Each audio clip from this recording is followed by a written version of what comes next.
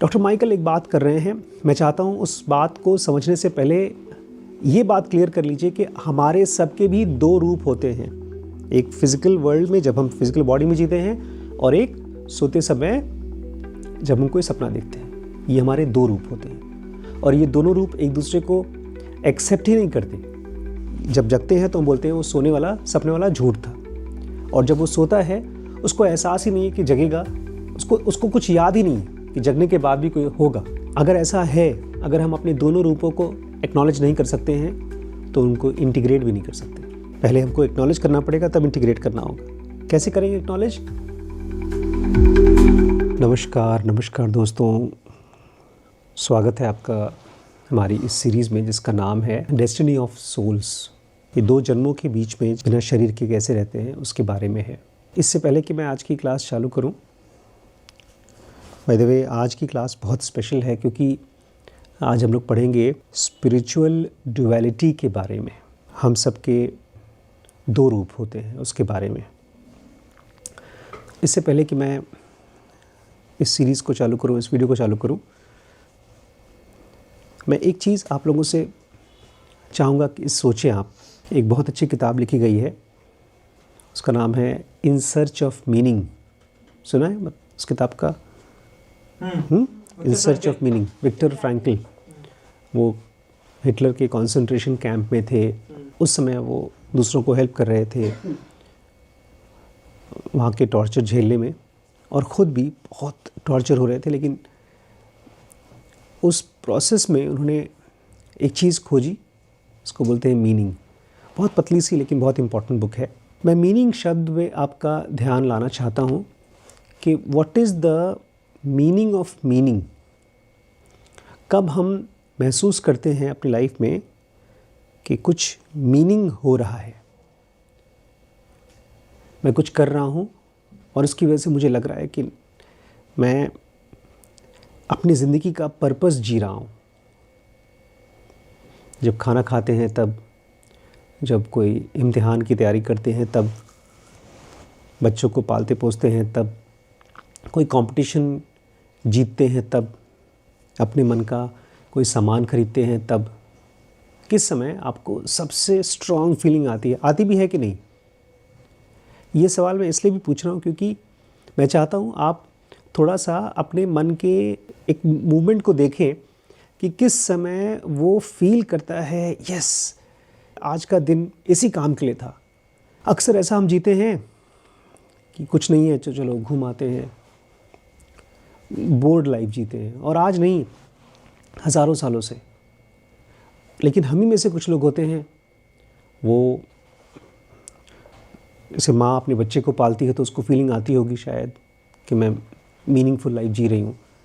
एक आदमी अगर म्यूज़िशियन है तो शायद उसको फील होता हो कि मैं रियाज़ कर रहा हूँ तो मैं कुछ मीनिंग जी रहा हूँ। लेकिन ऐसे लोग भी जो बहुत पैशनेटली अपने काम को करते हैं, बहुत पैशनेटली, वो लोग भी मन से खाली उस समय तो जिस समय अपना काम कर रहे हैं उस समय तो खुश हैं, लेकिन एक पॉइंट है जब वो पूरी तरह से कॉन्सनट्रेटेड हो जाते हैं। हर इंसान, जो आदमी नॉर्मल ज़िंदगी जी रहा है वो भी, और जो आदमी ऐसी बहुत डीप ज़िंदगी जी रहा है, दोनों। दिन में 24 घंटे का एक पॉइंट है जब वो बहुत कॉन्सनट्रेटेड होता है। इतना कॉन्सनट्रेटेड होता है कि उसको किसी विचार की, किसी इमोशन की कोई भी थॉट ही नहीं होती। कोई विचार नहीं होता, कोई थॉट नहीं होता, कोई इमोशन नहीं होते, कोई एक्शन नहीं होता। इतना कॉन्सनट्रेटेड होता है उसका माइंड। कब? किस समय हमारा माइंड सबसे ज़्यादा कॉन्सनट्रेटेड होता है? सोते हुए। एग्जैक्टली। जब हम सोते हैं तो हमारा माइंड, देखिए आप एक फ़िल्म देख रहे हैं तो पूरी तरह से फिल्म में आप घुसे रहते हैं, कोई डिस्ट्रैक्शन नहीं है। लेकिन अगर फिल्म देखते देखते भी नींद आ जाए तो वो भी ख़त्म हो जाता है। ज़ीरो डिस्ट्रैक्शन जब तक आप सो रहे हैं। मैंने एक स्लीप की सीरीज़ बनाई थी, उसमें एक न्यूरो स्लीप के स्पेशलिस्ट हैं मैथ्यू वॉकर। पता है वो क्या बोलते हैं? बोलते हैं स्लीप इतनी इम्पॉर्टेंट चीज़ है, उसके फ़ायदे इतने ढेर सारे होते हैं कि पता नहीं लोग जगते क्यों हैं। लेकिन मैं स्लीप के उस एस्पेक्ट को लाना चाहता हूँ जब हम सोते हैं और दूसरी दुनिया में जाते हैं और अपना वो रूप देख कर आते हैं जिसको हम पहचानते ही नहीं। आज हम लोग बात करने वाले हैं स्पिरिचुअल डुअलिटी की। किसकी? Spiritual duality. हम लोगों के लिए तो लाइफ केवल यही है। जैसे हम जगते हैं तो एक स्टोरी चलती है कि मैं इनका बेटा हूँ, मैं ये नौकरी करता हूँ, ये मेरे वाइफ हैं, हस्बैंड हैं, ये मेरा एम्बिशन है, और फिर चलना शुरू हो जाता है हमारे दिमाग का एक आंधी तूफान चलता रहता है, यहाँ वहाँ डिस्ट्रैक्शन चलता रहता है।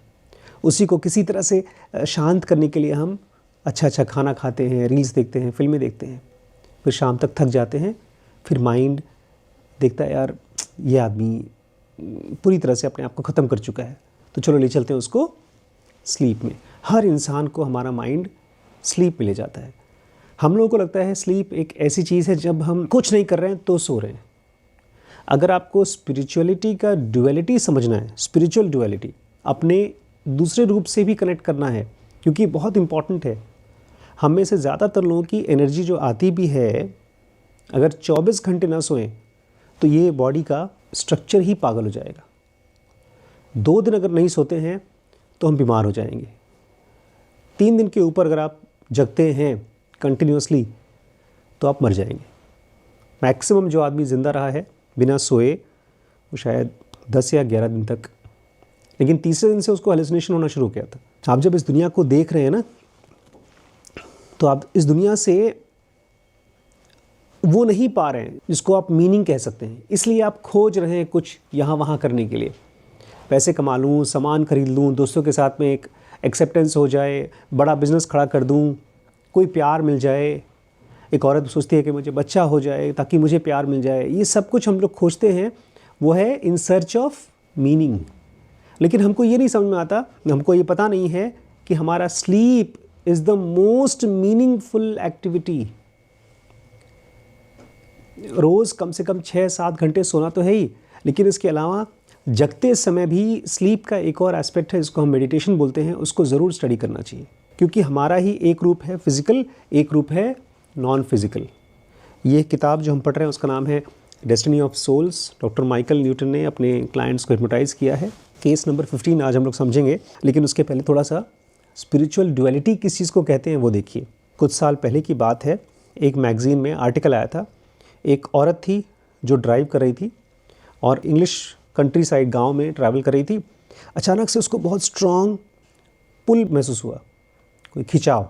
जहाँ नहीं जाना चाहती थी फिर भी उसको बहुत खिंचाव महसूस हुआ, और बहुत जल्दी वो एक बहुत पुराने घर में आई। और जब वो वहाँ पहुँची तो उस घर का जो केयर टेकर था वो बोलता है, अरे तुम्हारी शक्ल की औरत यहाँ पर एक लड़की है जो हॉन्ट किया है इस घर को, एक घोस्ट है, वो यहाँ रहती है लेकिन उसकी शक्ल तुमसे मिलती है। और फिर वो औरत वहाँ पर चली, थोड़ी देर वॉक को किया उस घर में, उसको लगने लगा कि जैसे मुझे इस घर का पुराना कनेक्शन है।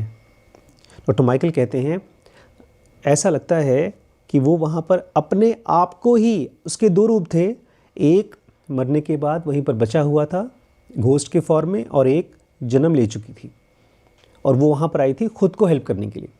डॉक्टर माइकल एक बात कर रहे हैं, मैं चाहता हूँ उस बात को समझने से पहले ये बात क्लियर कर लीजिए कि हमारे सबके भी 2 रूप होते हैं। एक फ़िज़िकल वर्ल्ड में जब हम फिज़िकल बॉडी में जीते हैं, और एक सोते समय जब हम कोई सपना देखते हैं। ये हमारे 2 रूप होते हैं, और ये दोनों रूप एक दूसरे को एक्सेप्ट ही नहीं करते। जब जगते हैं तो हम बोलते हैं वो सोने वाला सपने वाला झूठ था, और जब वो सोता है उसको एहसास ही नहीं है कि जगेगा, उसको कुछ याद ही नहीं है कि जगने के बाद भी कोई होगा। अगर ऐसा है, अगर हम अपने दोनों रूपों को एक्नॉलेज नहीं कर सकते हैं तो उनको इंटीग्रेट भी नहीं कर सकते। पहले हमको एक्नॉलेज करना पड़ेगा, तब इंटीग्रेट करना होगा। कैसे करेंगे एक्नॉलेज? जब आप जग रहे हैं तो स्लीप के समय, स्लीप में जाते जाते अपने आप को बोलिए कि मैं कॉन्शियस रहना चाहता हूँ अपनी उस दूसरे सेल्फ के प्रति।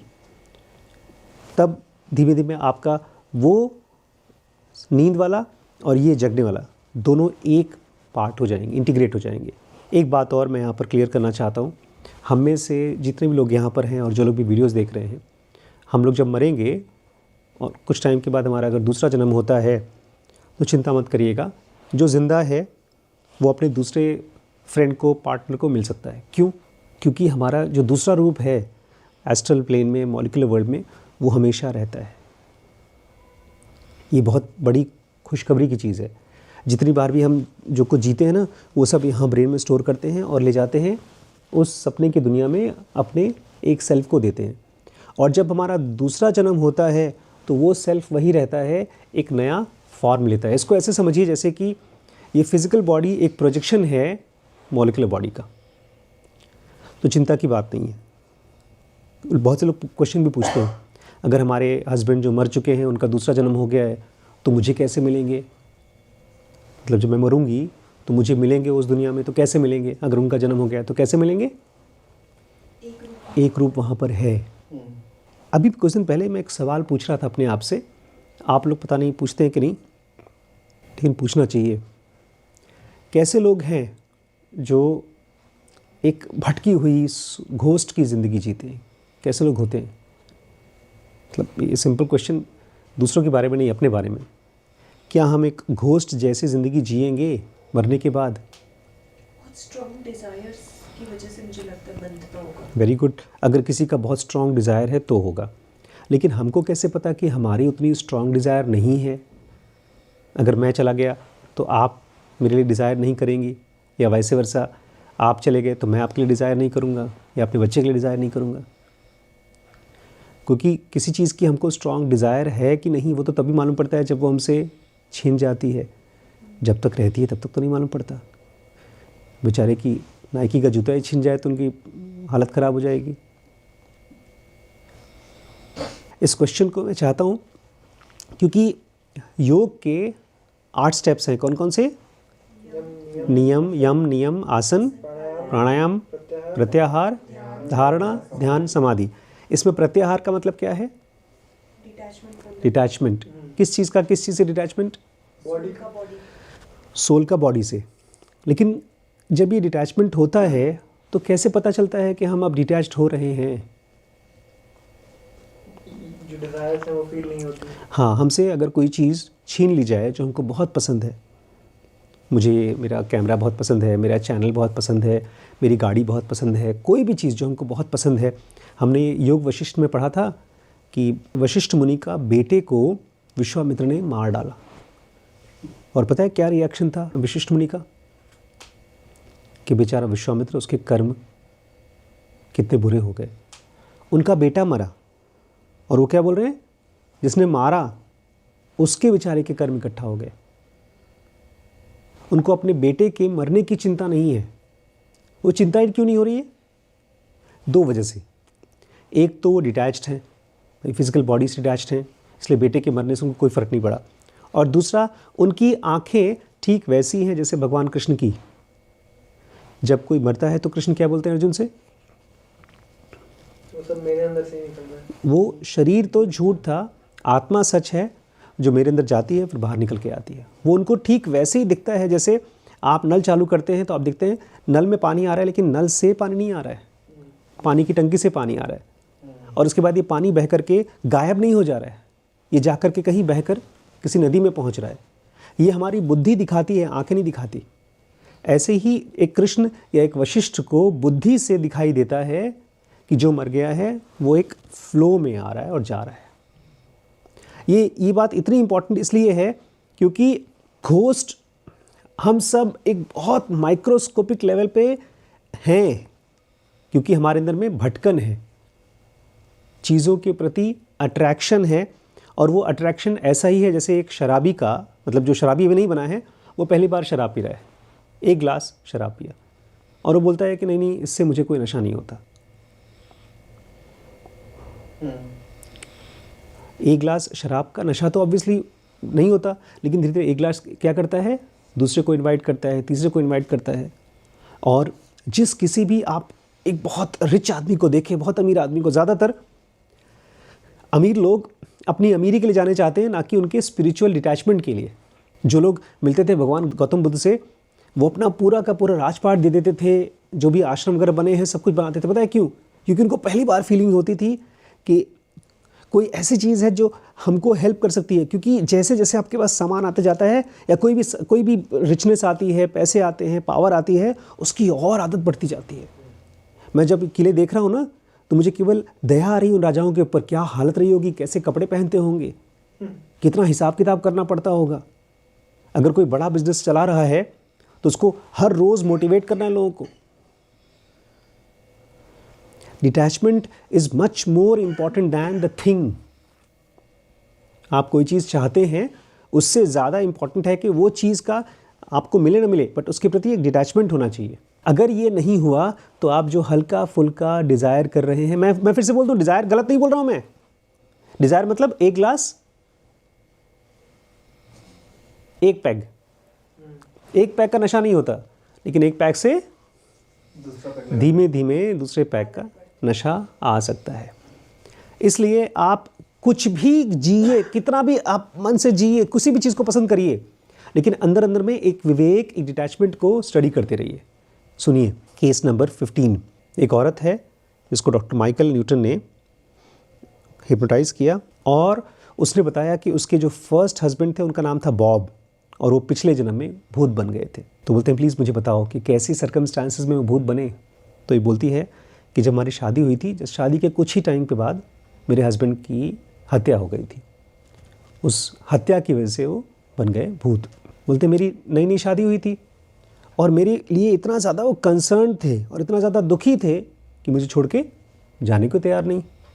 देखिए, हम लोग जिस चीज़ के बारे में सोचते हैं, जिस चीज़ के बारे में परेशान होते हैं, वही चीज़ धीमे धीमे बड़ी हो जाती है। जो भी शराब पिएगा, चांसेस हैं कि उसका लिवर ख़राब होगा और वो मरेगा। जो ज़्यादा कैलोरीज खाता है, उसके लिए चांसेस ये है कि उसका पैनक्रियाज, उसका ब्लड शुगर बढ़ेगा, धीमे धीमे उसको मोटापे की बीमारियाँ होंगी। ऐसे ही जो आदमी अपने अंदर में डिज़ायर्स नाम की एक बड़ी लिसलिसी चीज़ जैसी होती है, उसके प्रति अगर कॉन्शियस नहीं होगा तो पॉसिबिलिटी है कि वो घोस्ट बन जाए। कितना भी अच्छा आदमी हो सकता है वो घोस्ट किसी मंदिर का घोस्ट हो। एक बहुत अच्छी सीरियल बनाई है इसी के ऊपर, मालगुडी डेज़ में। देखा है वो सीन? मालगुडी डेज़ में एक मंदिर था, उस मंदिर में एक पुजारी था, वो घोस्ट बन गया मरने के बाद। बहुत अच्छा कॉन्सेप्ट दिखाया था कि कोई भी आदमी किसी भी चीज़ का घोस्ट बन सकता है, बस उससे उसको एक अंधा प्यार होना चाहिए। अच्छा। क्योंकि उसको इतना अंधा प्यार है कि उसको भगवान या ये प्रोसेस ऑफ योग से कोई मतलब ही नहीं है, उसकी पूरी ज़िंदगी यही है। अच्छा, तो ये बोलती है कि मेरे चक्कर में ये आदमी भूत बन गया। जब हम मरते हैं तो हम यहाँ पर जब घोस्ट बनते हैं तो हमारा एक पार्ट यहाँ रह जाता है, थोड़ा सा पार्ट जो घोस्ट बनता है, और उसके बाद काफ़ी पार्ट हम ऊपर लेके जाते हैं जो उस दुनिया में रहता है। ये बड़ा कन्फ्यूजिंग पार्ट था मेरे लिए। इसी से मैं आप लोगों को पहले समझाने की कोशिश करा था कि जब तक आप अपने दोनों एस्पेक्ट को नहीं एक्सेप्ट करेंगे, एक जो फिजिकल वर्ल्ड में ही रहना चाहता है और एक जो सपने की दुनिया में जीत जाता है, दो, तब तक आप इसको समझ नहीं पाएंगे। क्योंकि डॉक्टर माइकल पूछ रहे हैं, क्या तुम मुझे ये बता सकती हो कि तुम्हारे हस्बैंड ने अपने साथ कितनी एनर्जी लेकर गए उस दुनिया में? जब बॉब की डेथ हुई उस समय उनका स्टेट ऑफ माइंड, उसकी एनर्जी बहुत कम थी, इसलिए वो जा ही नहीं पाया। एनर्जी किस चीज़ को बोल रहे हैं? जिस समय डेथ होती है उस समय आपकी एनर्जी बहुत कम होगी तो आप इसी दुनिया में फंसे रहोगे, ऐसा ही बोल रहे हैं बॉब के बारे में। ये किस चीज़ को एनर्जी बोल रहे हैं? अवेयरनेस। एग्जैक्टली, अवेयरनेस को। और अवेयरनेस किस चीज़ का अवेयरनेस?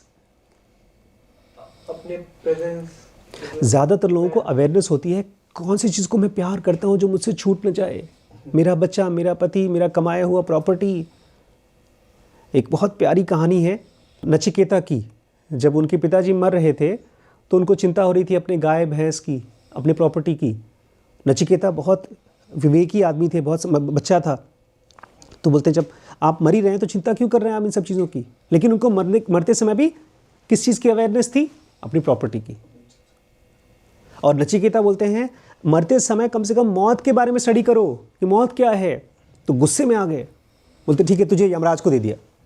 तो कहते हैं नचिकेता गए यमराज के पास, 3 दिन 3 रात तक बैठे, फिर उनसे जो बातचीत की वो उपनिषद बना, आत्मज्ञान का एक स्रोत बना दुनिया के लिए। हाँ, तो आपकी एनर्जी कैसी थी? ये औरत कहती है मेरे हस्बैंड की एनर्जी केवल 1/4 थी। डॉक्टर माइकल बोल रहे हैं अगर मान लो उनके पास और ज़्यादा एनर्जी होती, आप जब लोगों को देखें ना तो ध्यान से देखें कौन किस चीज़ के लिए लड़ाई कर रहा है, कौन किस चीज़ के लिए परेशान हो रहा है। जैसे आपके बहुत से फ्रेंड्स हैं, जब आप उनके साथ बैठते होंगे ना तो ऐसा लगता होगा ये लोग कितने अमीर लोग हैं, महंगी महंगी चीज़ें एंजॉय करते हैं। अपने बारे में छोटापन महसूस होता होगा, बट वो उनकी लैक ऑफ एनर्जी है। क्योंकि जो आदमी, मैं इस चीज़ को समझो, ब्रेन की और माइंड की कैपेसिटी बहुत लिमिटेड है। आपके हार्ड ड्राइव में जो चीज़ का मेमोरी आ गया, जो चीज़ आपके अवेयरनेस में घुस गया, जैसे मुझे पता है कि ये एक पोर्शे कार होती है, पोर्शे कार के 4 मॉडल होते हैं, हर एक मॉडल में ये अलगाव डिफरेंसेस होते हैं, ये उसकी बारीकियां होती हैं। इसका मतलब आपका ब्रेन का कम से कम 4 GB ख़त्म हो गया। वही नुआंस, वही डेप्थ आपको आना चाहिए था सेल्फ के बारे में। आपको भगवत गीता के, या अगर आप बाइबल पढ़ते हैं या कोई और किताब पढ़ते हैं, उसके नुआंसेस आपके ब्रेन में आने चाहिए। लेकिन आपके ब्रेन में क्या चल रहा है?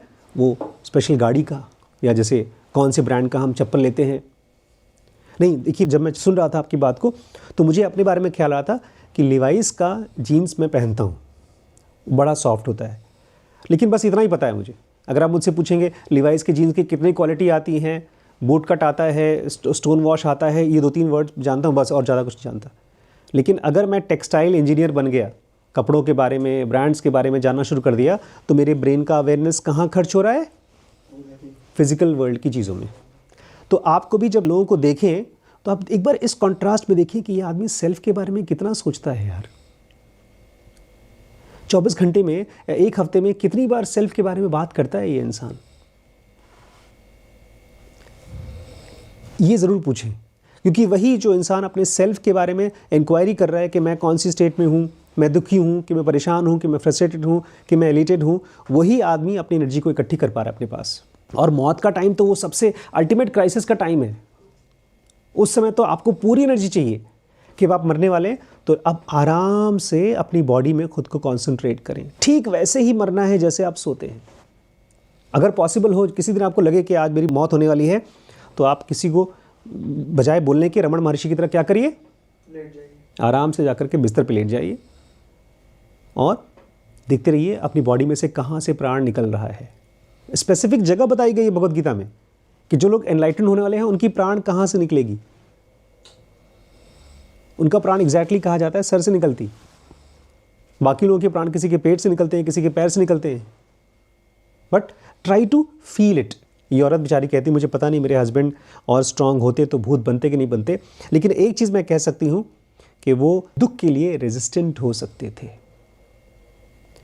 लोग जाते हैं ना, ये श्राद्ध करने जाते हैं, वो दूसरों के लिए श्राद्ध करने नहीं जाते, वो अपने दुख को मलहम लगाने जाते हैं। ये बड़े बड़े काशी बने हैं, गया बना है, पुष्कर बना है, ये सारे के सारे मलहम है लोगों के लिए, झूठे मलहम, क्योंकि वो दुख झेल नहीं पाते। तो ये बोल रही है अगर उसका अवेयरनेस ज़्यादा होता तो दुख को झेल पाता था। तो डॉक्टर माइकल पूछते हैं फिर तुम्हारे हस्बैंड ने केवल 25% एनर्जी यहाँ पर छोड़ी, ज़्यादा होता? ये थोड़ा सा कंफ्यूजिंग लगेगा कि उन्होंने इतना ज़रा सा एनर्जी धरती पर क्यों छोड़ा। भूत बनने का एक ही क्राइटेरिया है कि आपकी एनर्जी बहुत कम धरती पर छोड़ते हो। देखिए हम लोगों का ना दो बीइंग है फ़िलहाल, आत्मा छोड़ दीजिए, 2 बीइंग है, एक फिजिकल वर्ल्ड और दूसरा एस्ट्रल वर्ल्ड, हम सब का। और जो लोग केवल फिजिकल से ही कनेक्टेड हैं वो अपने एस्ट्रल की एनर्जी को महसूस नहीं करते। तो ये बोल रही है कि वो यहाँ पर अपनी एनर्जी इसलिए इतना कम रखा क्योंकि उसको उस दुनिया में, एस्ट्रल प्लेन में काम करना था। अब आपको लगेगा अरे यार बड़ा अच्छा है, ये तो आदमी इतना अवेयर है कि एस्ट्रल प्लेन में काम कर पा रहा है, लेकिन नहीं, उसका एक पार्ट, छोटा सा पार्ट यहाँ भरा हुआ है। किसी एक आदमी को इमेजिन करिए आप, किसी एक इंसान को आपकी लाइफ में जो सबसे ज़्यादा अनअवेयर है आपके हिसाब से, अपने मन में सोचिए और क्या ख्याल आता है, उसकी अनअवेयरनेस कैसे पहचानते हैं आप? जो बात बात पे दुखी हो जाता है, गुस्सा हो जाता है। अब थोड़ा सा सोचिए कि उसकी डेथ हुई और उस डेथ के प्रोसेस में जब वो मर गया तो क्या कर रहा होगा, क्या सोच रहा होगा, वो क्या सोच रहा होगा आदमी? वो मर गया, जो सबसे अनअवेयर आदमी है आपकी लाइफ में, वो मर गया। अब वो क्या सोच रहा होगा? वही दुख, मरने के बाद भी रो रहा है, रो रहा है, रो रहा है, रो रहा है, रो रहा है, और कुछ नहीं उसके पास। तो उसने अपना एक पार्ट जो एकदम अनअवेयर पार्ट है ऐसे छोड़ दिया। ऐसे समझिए जैसे कि आप मरने से पहले अपना एक बड़ा सा प्रॉपर्टी छोड़ दिया वहाँ पर, उसको खर्च नहीं किया, ले जाना चाहिए था अपने साथ। यहाँ पर डॉक्टर माइकल बोलते हैं अरे यार हर इंसान का गाइड होता है, स्पिरिचुअल वर्ल्ड में तो गाइड होते हैं, वो गाइड आकर के हेल्प कर सकते हैं, है ना। किसी भी इंसान को उनका गाइड तो हेल्प करेगा, क्यों नहीं हेल्प करता? बॉब को हेल्प क्यों नहीं किया? गेस करिए क्यों नहीं हेल्प किया? नहीं। आपको आजकल आप लोग चैट जीपीटी वगैरह यूज़ करते हैं, वो तो आपको हेल्प कर सकता है ना, बड़े से बड़े मुश्किल से मुश्किल सवाल में। क्यों नहीं हेल्प किया? क्यों नहीं हेल्प करता? क्योंकि आपने पूछा ही नहीं। आपका गाइड उसी हिसाब से हेल्प कर सकता है जिस हिसाब से आप हेल्प मांगते हो। हम लोग जब एक साथ 2 ज़िंदगी जीने की कोशिश करते हैं, हमारे पास मरने के बाद अक्सर ऐसा ऑप्शन आता है कि देखो भैया, तुम यहाँ भी रह सकते हो, तुम वहाँ भी रह सकते हो। और हम ज़्यादातर लोग ऐसी ही ज़िंदगी जीते हैं, एम्बिवेलेंस की ज़िंदगी। हमको भाई करियर भी चाहिए और घूमना भी है, पैशन भी चाहिए और पैसा भी चाहिए, हमको परिवार भी चाहिए, शादी भी चाहिए और फ्रीडम भी चाहिए, हमको नाम भी चाहिए और प्राइवेसी भी चाहिए। एक साथ जब 2 चीज़ें होती हैं तब आदमी अपनी बहुत बड़ी एनर्जी यहीं छोड़ देता है। इसलिए मैं कह रहा हूँ हमारी पूरी एनर्जी क्या होनी है? एक जगह इकट्ठी होनी है, इंटीग्रेट होनी है, स्लो प्रोडक्टिविटी। ऐसा हो जाना चाहिए कि आप जब मरे तो लोग बोलें कि यार ये आदमी तो एक ज़िंदगी था, या ये आदमी तो साइंस के लिए पागल था, या ये आदमी बिजनेस के लिए पागल था। एक चीज़ के लिए आपकी आइडेंटिटी होनी चाहिए, मल्टीपल चीज़ों के लिए नहीं। जो लोग भी इस तरह के घोस्ट बनते हैं उनकी एक बड़ी खास क्वालिटी होती है, स्टबर्ननेस। ज़िद्दी होते हैं वो लोग। लाइफ आती है, आपको बताती है ये नहीं ये करो, नहीं हम तो यही करेंगे जो हमारी मर्जी हो रही है, जो हमारे हिसाब से सही लग रहा है। इसलिए मुझे वो लोग बड़े अच्छे लगते हैं जो सवाल पूछते हैं, मैं जवाब देता हूँ तो खट से उनको इंसाइट आ जाता है। ऐसे लोगों को बच्चा बोलते हैं, मासूम बच्चा। श्रीश है, आज वहीं पर जब बैठा था ना सनसेट पॉइंट पे, ढेर सारे सवाल पूछ रहा था, मैं जवाब दे रहा था, वो सुन रहा था। लेकिन बहुत से ऐसे सवाल जवाब और सब कुछ ठीक वैसे का वैसे रहता है, सस्टेन रहता है, स्टेटस को रहता है, कुछ बदलता ही नहीं है। बात करो फिर भी मन के अंदर में उनका ज़िद उनको उसी स्टेट पे रखता है। डॉक्टर माइकल बोलते हैं अच्छा रुको, मुझे पहले समझने दो। बॉब ने अपनी एनर्जी को अंडर एस्टिमेट किया। उसको लगा कि जब मैं यहाँ दुनिया में रहूँगा थोड़ी बहुत एनर्जी के साथ भी, तो भी मैं जी लूँगा। लेकिन कोई भी आदमी हल्की फुल्की एनर्जी से जी नहीं पाता, स्पेशली जब आप घोस्ट की लाइफ जी रहे हैं तो आप कुछ नहीं कर पा रहे हैं, बहुत कम एनर्जी है आपके अंदर में, इसलिए वो आदमी घोस्ट बन जाता है। डॉक्टर माइकल बोलते हैं अच्छा कितना टाइम तक ये भूत रहा यहाँ पर? बॉब गेस करिए कितना टाइम रहा? 10 साल। ज़्यादा नहीं, केवल 30 साल। बोलते धीरे धीरे फिर जो लोग घोस्ट बन जाते हैं ना, उनको एक अलग से सोल आती है, उसको बोलते हैं पेट्रोलिंग सोल। इसको हमने पढ़ा था पिछले वाले वीडियो में। नोम्स होते हैं, वो आते हैं आपको समझाने के लिए, कब तक ये शेल यहाँ पर रखोगे, चलो। इनको रिडीमर कहा जाता है।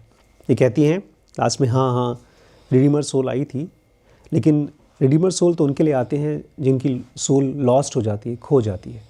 बट ये कह सकते हैं कि हमारा जो हस्बैंड था वो लॉस्ट नहीं था, वो टॉर्मेंटेड था, दुखी था। लेकिन मैं कहता हूँ चाहे टॉर्मेंटेड हो चाहे लॉस्ट हो, जो आदमी इंटीग्रेटेड नहीं है वो सबकी कहानी एक ही है। जिसकी लाइफ का एक सिंगल पर्पस नहीं है, वो नौकरी करे, शादी करे, सब कुछ करे, लेकिन उसकी लाइफ का एक सिंगल पर्पस नहीं है, तो फिर वो देखा जाए तो शराब पी रहा है, इस दुनिया का शराब पी रहा है। और जो आदमी इस दुनिया का शराब पी रहा है वो बेचारा इसी दुनिया में बार बार आता रहेगा। उसको जो उसकी परफेक्ट स्टेट है, बिना बॉडी की स्टेट, इसको एक्चुअली आप कह सकते हैं लाइफ, जिसमें से इस बॉडी में लाइफ आती है, सोर्स आती है। ये बॉडी लाइफ नहीं है, इस बॉडी के अंदर में हमारे अंदर से लाइफ आती है। उसको जान नहीं पाएगा क्योंकि उसको नशा है इस बॉडी का और इस बॉडी से मिलने वाले खाने का, कपड़े का, इम्पोर्टेंस का, इज़्ज़त का। इसलिए मुझे बहुत अच्छी लगी वो किताब, इन सर्च ऑफ मीनिंग। आप पूछिए अपने आप से कि आपकी लाइफ में मीनिंग किस चीज़ से आ रही है। इसके पीछे एक और सीक्रेट है, मैं अगली वाली वीडियो में बात करूँगा। ठीक है।